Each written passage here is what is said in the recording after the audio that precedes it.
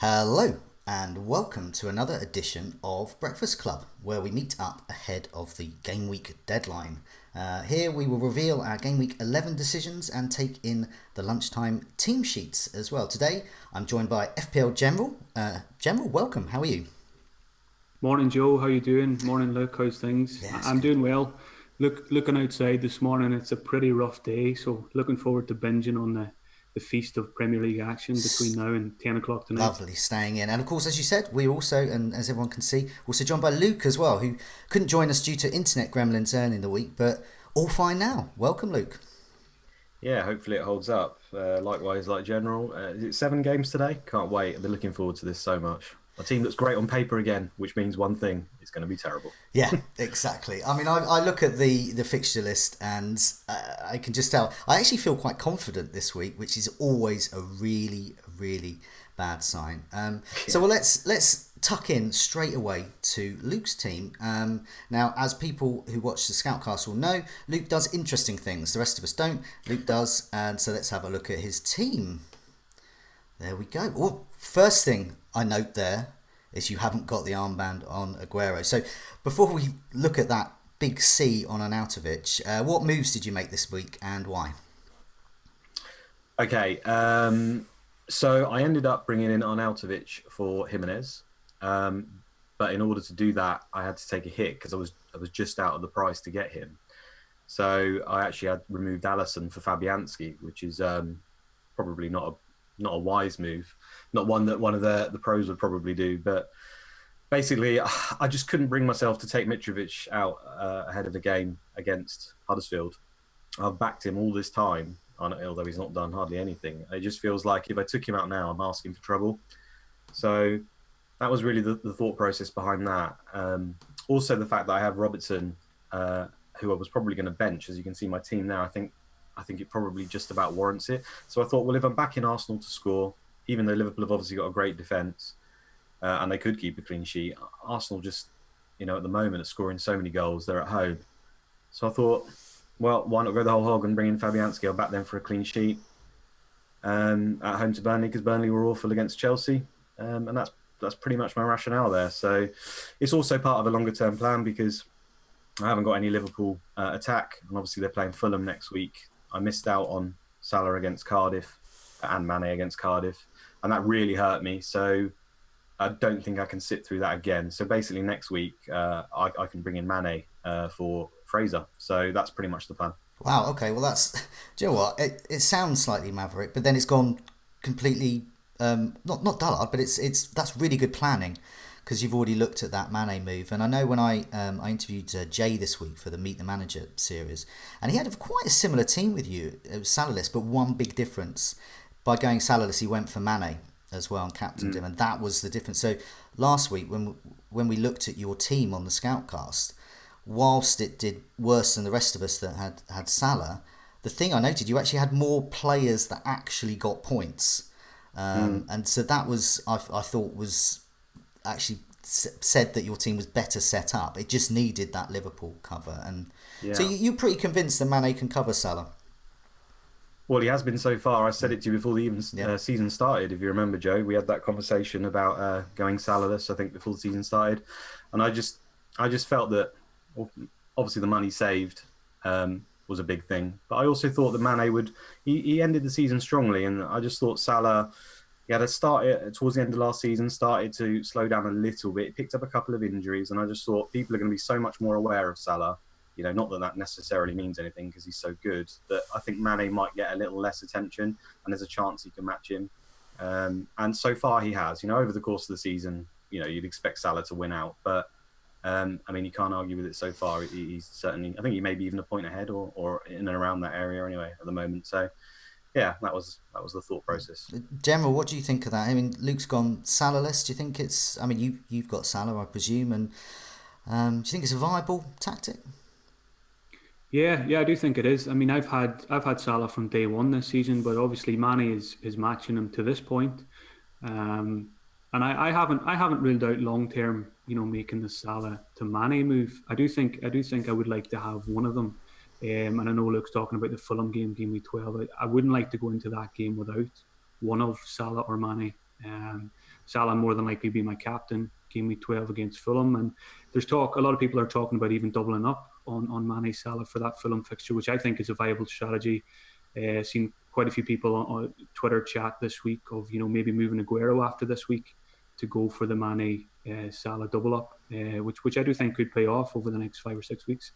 I mean, I noticed this week as well. A lot of people have been getting rid of Hazard because it looks like he's probably not going to start. He's probably not going to get more than 45 minutes. That's what Sarri was indicating. So yeah, there's people like us with Hazard, so he's going nowhere. But those that have already ditched him, when it comes to Game Week 12, bringing him back in, and then you could possibly get Mane in to double up with Salah. That does actually sound against Fulham, because that Fulham defence is awful.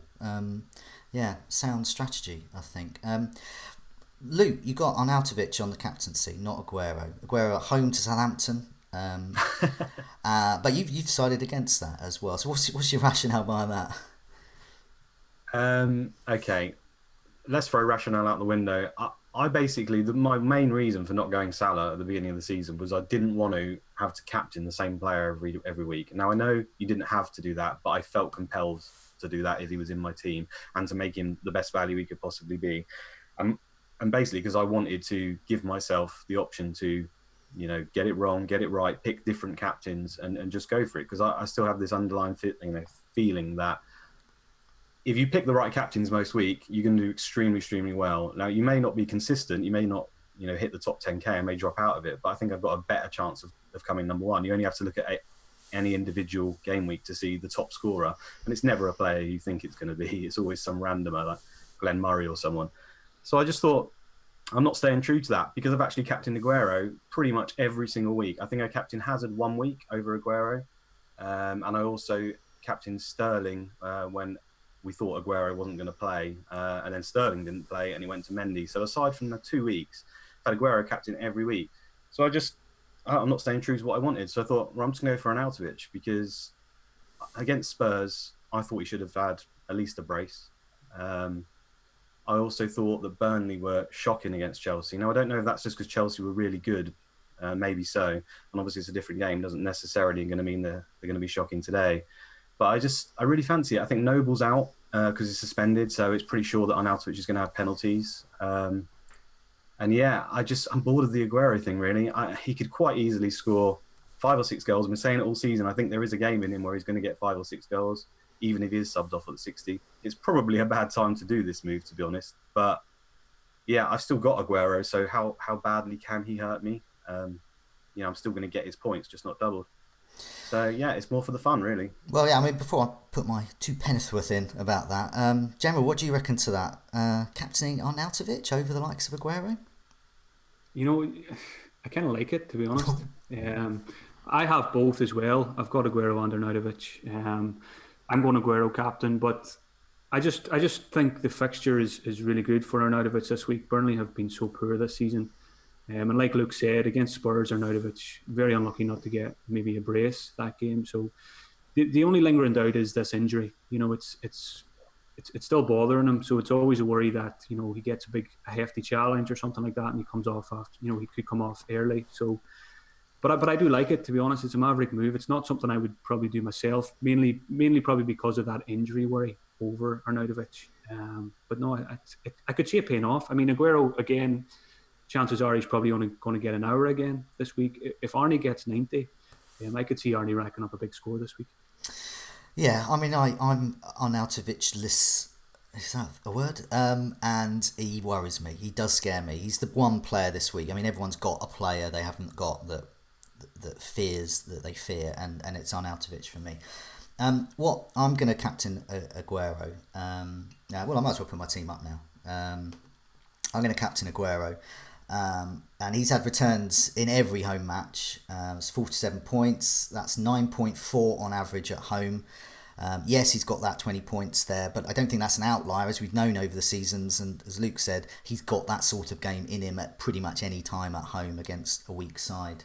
Arnautovic has just played 4 times at home, because of an injury. 8-2, 7-1. Those blanks were against Wolves and Spurs, so a bit of a mixture there.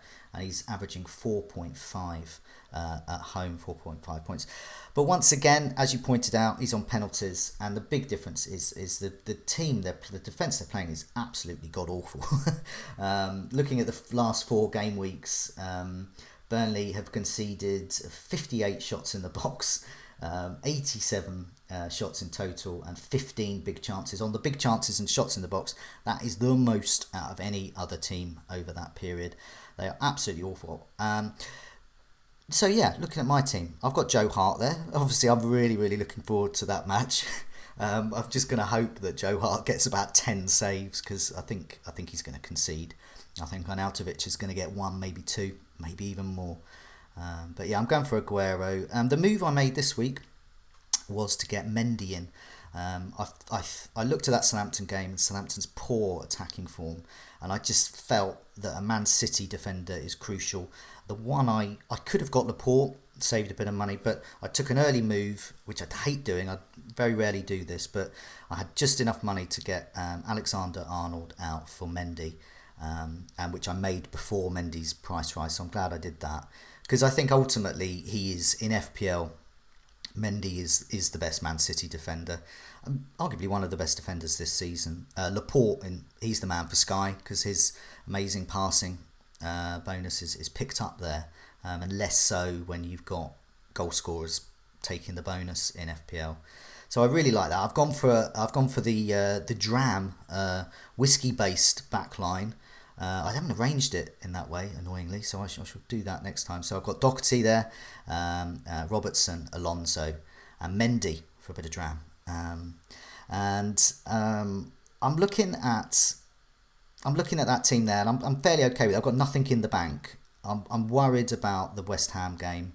I'm worried about having a Burnley defender, but I'd be more worried having Hennessy playing. I can't see.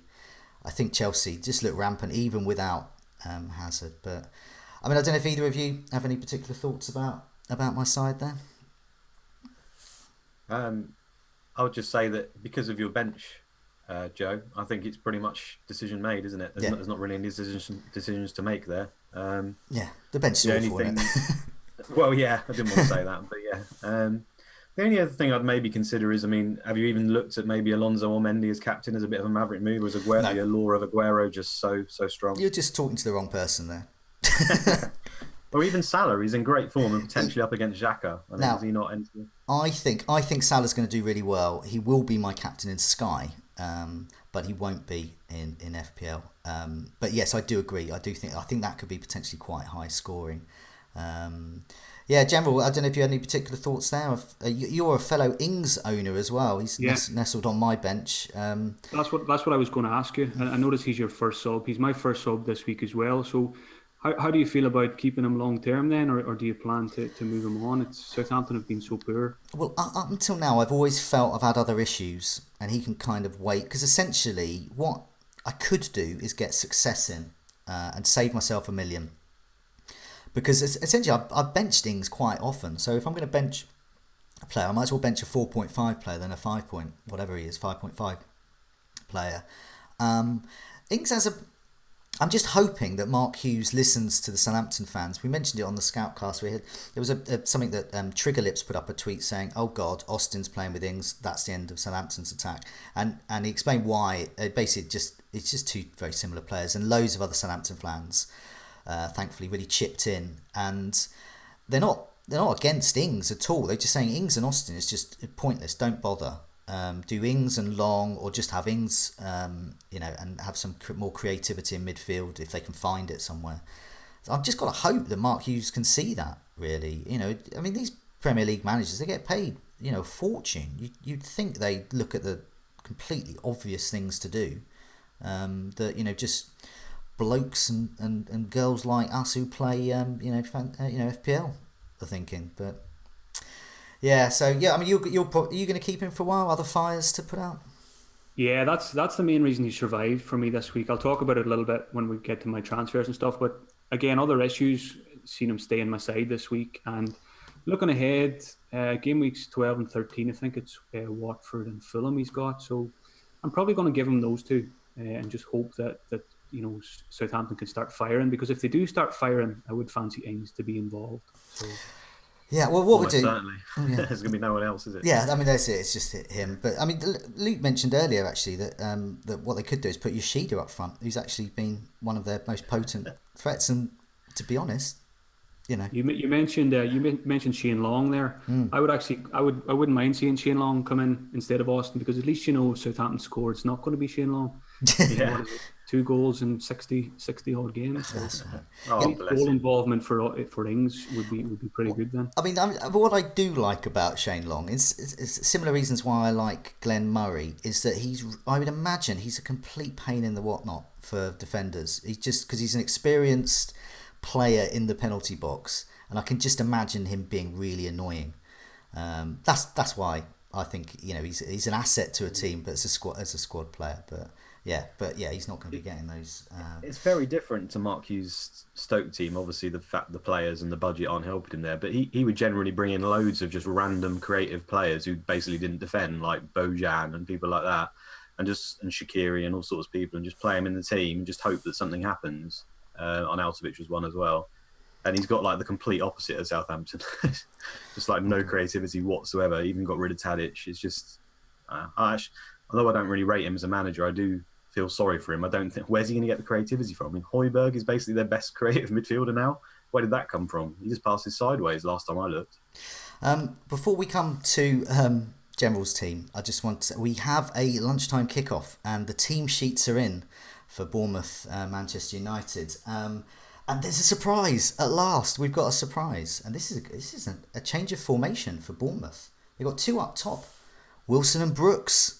Well done, Brooks owners. This could be good news if he's a potent threat up there. So yeah, they've got Brooks and Wilson up front. Fraser, Lerma, Lewis Cook, who's been in and out of the team, so he starts. Stanislas on the other wing there. Smith, Ake, Steve Cook, and Francis, and of course Begovic there. So not a lot of surprises for spreading down to the defence there. But Brooks and Wilson there, Fraser moved back, so Fraser's not on that kind of 3 up top kind of wing man. So I mean, any thoughts on that? That looks good for Brooks on paper. Absolutely fantastic for him, doesn't it? He's a great player, I think. Absolutely, I love him. He's only 5.1 million, isn't he? I know the fixtures are bad, but he's got 3 goals in like 4 games or something. He's absolutely fantastic value. And I mean, if you're just going to have him as a bench player or even a 4th mid, I can see the appeal. And if similar to Richarlison, it might not necessarily work out as great as we thought, but it says he's up front, but I imagine he'll drop in a little bit, more of a number 10. But yeah, great option, can't argue. Okay. Yeah, Brooks is an excellent option. My worry was that Stanislas may eat into his game time or even force him out of the side, but it remains to be seen when Josh King comes back if Stanislas and Brooks. I think they'll probably will still share game time. I mean, I think the thing about that is it's not just Stanislas coming in is had completely opposite. It shoved him up front as well. So they're at home.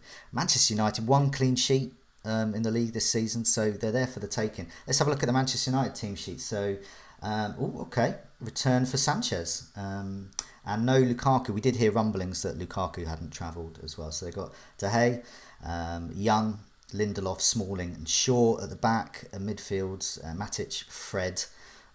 Pogba, they've got Mata as well. Martial, he keeps staying, and Sanchez.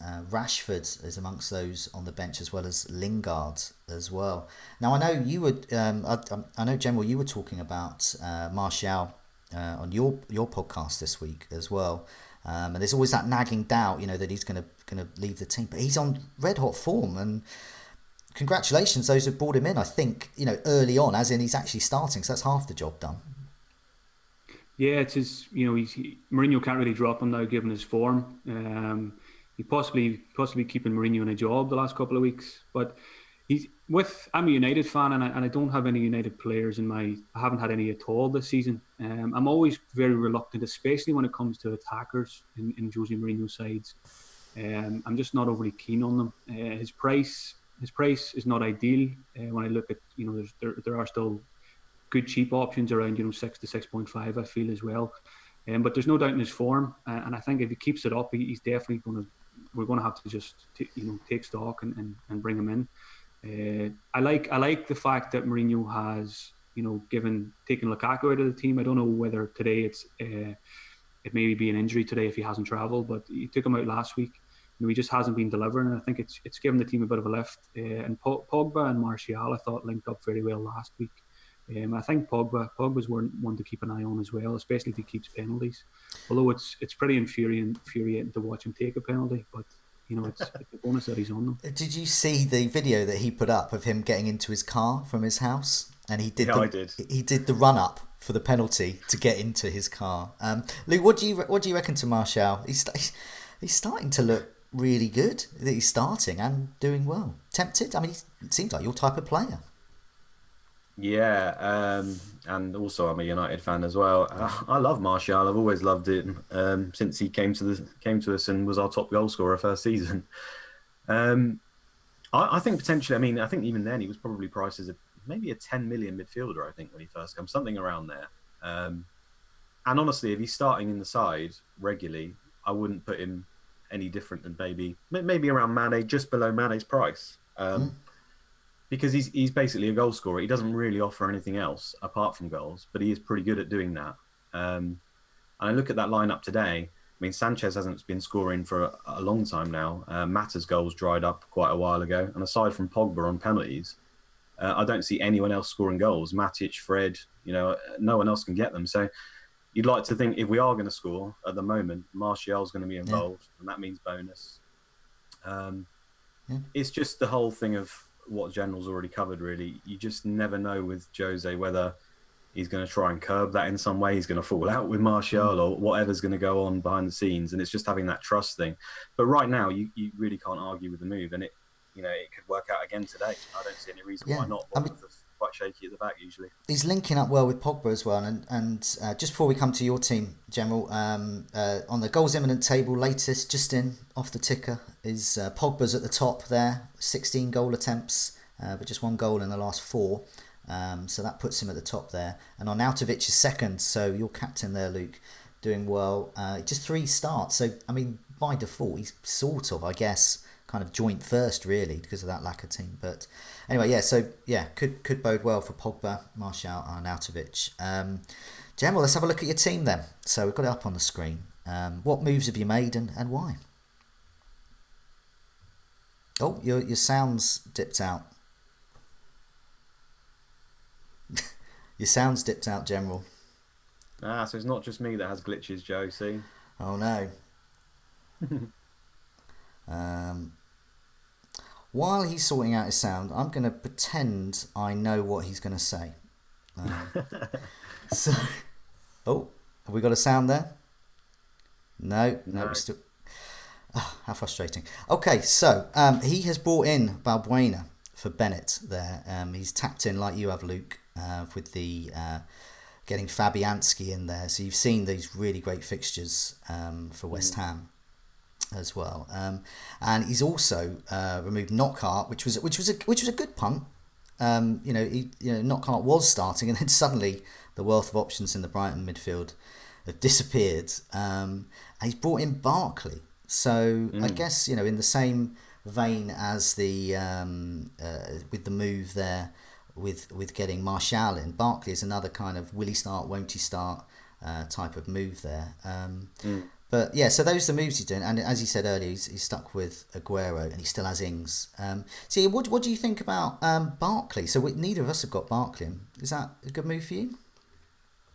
I mean, when you've got Knockhart, it looks really good, doesn't it? I mean, for this week as well, you'd expect him to get some points today. I really like that move. I think it's really good. Oh, is he back? Can you hear me, folks? Yes. Oh, we can hear him. There we go. Yeah, I don't know what's happened there. Okay. What you missed? I don't know if you could hear us during there. We were pretending. We were pretending to be you. We were saying what you'd done, and Luke was just talking about Barkley. So Luke's just gonna finish what he was saying about Barkley, and then we'll come back to you. Cool. I was just going to say I really like the move. Obviously, it may be a bit shorter term because we're a bit worried about rotation, but the form he's in right now on the fixtures, you really can't argue against it. Also, it looks like Hazard might not get the full game today, so he's probably their best attacking outlet. Morata's stepped it up a little bit, but aside from him, Barkley looks probably the main goal threat in their team. So yeah, I really like the move, and General, I'm sure, will explain more of his rationale behind getting it. So we talked about your moves there. So yeah, Barkley's particularly interesting. What's your thoughts behind that? Yeah, so it was 2 free transfers, and there was quite a few different routes I could have went this week. I looked at quite a lot of different options, and I was scratching my head for most of the week. Obviously, a Man City defender is the big point that's missing in this team. I looked at maybe getting Mendy or Laporte, but if I went from Trippier to Mendy, I would have been forced to play Ings or Bennett this week, which I didn't really like. So getting Mendy or Laporte probably would have meant a -4. Maybe downgrading Ings to success, which I'm not really keen on the success move either. I want to see a bit more from him. And I also would have had to go cheap in midfield for a knockout replacement as well. So I was looking at someone like Josh Murphy or Kennedy. And those two just didn't fill me with confidence either. So I settled on the Bennett to Balbuena and the knockout to Barkley. I think it sets me up better for this week. Yes, Barkley is a punt. It's the kind of bandwagon I probably would have avoided in the past. But when I was looking for a knockout replacement, there just wasn't too many I could afford, and I just felt Barkley was the best one. Given his form, 3 favourable fixtures in the next 4, and it's his price which was the main factor in me bringing him in. He's less than 6 million. If it doesn't work out, it's not the end of the world. So I just feel I'm in better shape now for this week and going forward as well. But obviously, Man City defence is. I'm expecting to be punished again this week, not having Mendy or Laporte or even Ederson. What's your current overall rank? Because obviously, sometimes where you are in the rankings can dictate the types of move you make, and what's your overall rank, and has that influenced your decision to bring in a great differential like Barkley that a lot of teams wouldn't have? Yeah, so I've had a pretty rough 2 weeks. Last week alone I dropped I think 100,000 places, so I'm at 289k now. But that hasn't really that hasn't come into consideration when I'm making my moves. I don't really let my rank dictate which moves I make. I just bring in the players I think can get me the most points. It's for people who are down the rankings like me. I'm not panicking. I'm just gonna chip away and take it one game week at a time. And I feel like I'm in good shape for this week, and I'm hoping then maybe to bank a transfer going into the international break and maybe do some surgery then ahead of game week 13 maybe. Yeah, I noticed, and Balbuena as well. If I hadn't made a disastrous Kane hokey cokey move, which meant I ate up some transfers and was essentially basically a transfer behind everyone else really. If I had that moment now to make a transfer, it would be something like Fabianski or Balbuena, because those fixtures. It's Balbuena. He looks a great cheap option that you can play for weeks and weeks to come. It looks a good move. What's your thoughts behind Balbuena?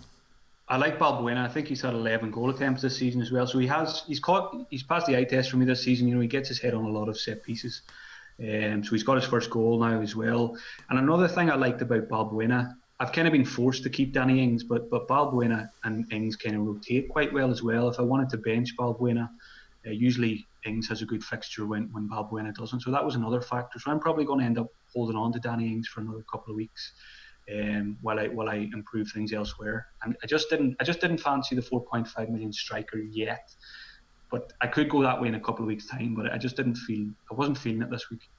Yeah, I mean, that's why I've held off getting success. I mean, it would have been for a hit as well this week, but also I might hold off again next week as well. Just like you, I just feel, and I think the stats really show it out as well. You get much more value, more points per pound from these 4.5 defenders, especially when they have a good run of fixtures. And Balbuena or Fabianski are very high on my list, as in on out. It's basically West Ham. I need some West Ham. Those fixtures, so you've doubled up there. I mean, elsewhere in your team, any other thoughts? So you still got Trippier as well. You're happy to keep him, or do you think he's going to become a Man City defender at some point? Yeah, Trippier came in for Mendy for me probably 4 weeks ago now, and he performed very well. So looking at the fixtures, Wolves and Palace, I'm quite happy to hold Trippier for those two. As I mentioned, Trippier to Mendy would have been the obvious move this week, but I'm quite happy to hold on to Trippier. But I do see him becoming Mendy in time. But not getting Mendy this week, it probably means I'm going to wait until after the Man United game to get him. So again, I fear Mendy this week. I'm just hoping that maybe someone like Danny Ings can wipe out the City clean sheet this week. So Mendy's the player you fear, Arnautovic the one I fear, and Luke, you've covered Arnautovic with the captaincy. Great move there. All three of us really different teams as well. So obviously I hope I do well and that you both do quite well, but not Arnautovic. I hope he does awfully, but he won't. He's going to really punish me. But for now, General and Luke, thanks so much for joining me. Thank you. Cheers, lads. Good luck this week.